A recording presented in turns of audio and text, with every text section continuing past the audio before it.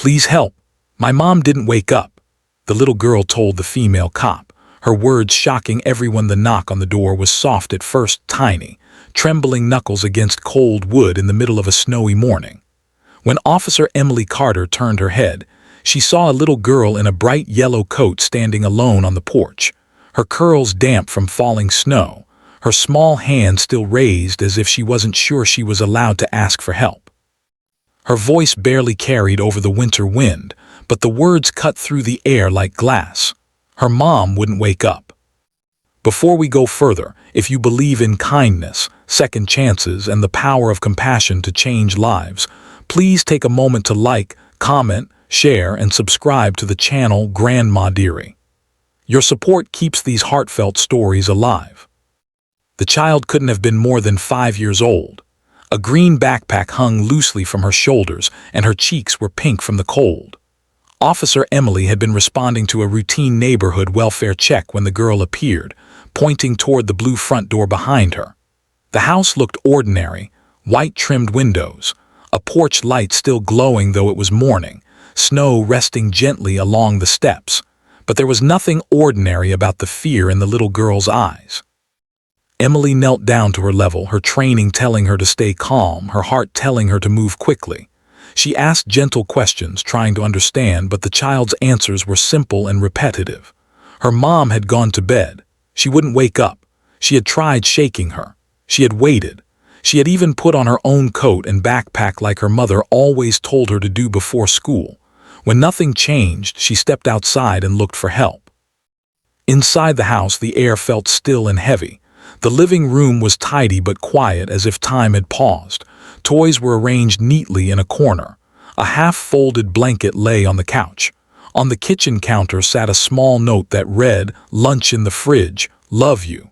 It was written in rushed handwriting. Emily felt her chest tighten. She found the mother in the bedroom, lying motionless beneath a thin comforter.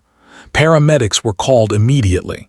The little girl stood near the doorway, clutching the strap of her backpack, watching everything with wide, confused eyes.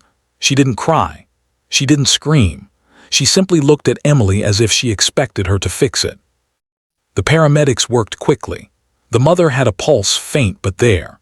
She had collapsed during the night due to a severe medical condition no one had known about. Oxygen was administered.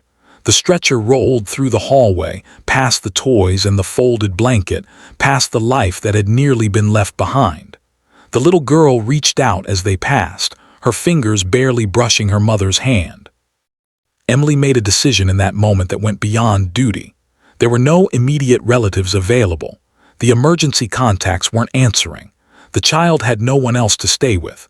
So while her colleagues coordinated hospital updates, Emily stayed. She sat on the couch beside the little girl, learning her name was Sophie, learning that her mom worked 2 jobs and still made time to braid her hair every morning. Sophie explained that her mom always woke up before the sun. Always. That's why she knew something was wrong. Snow continued to fall outside, blanketing the world in white silence. Hours passed. At the hospital, doctors stabilized Sophie's mother.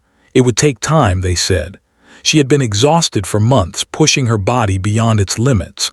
Stress, lack of sleep, untreated health issues, all had collided at once. She would recover, but it wouldn't be overnight.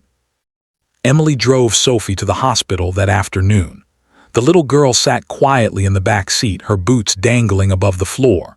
When they reached the room, Sophie hesitated at the doorway as if afraid of what she might see. Machines beeped softly. Tubes and wires framed her mother's pale face. But then, almost like a miracle, her mother's eyes fluttered open, weak, confused, but alive. The reunion wasn't loud or dramatic. It was quiet and raw. Sophie climbed carefully onto the hospital bed, pressing her small body against her mother's side. The woman's hand lifted slowly, resting against her daughter's hair. Tears slipped down both their faces. Emily stood back, feeling something shift deep within her. In the days that followed, the story spread quietly through the community. Neighbors who had barely spoken before began leaving meals at the doorstep. A local daycare offered free care while Sophie's mother recovered. A small fundraiser was organized to help cover medical bills. What had started as a frightening morning became a reminder that no one truly stands alone.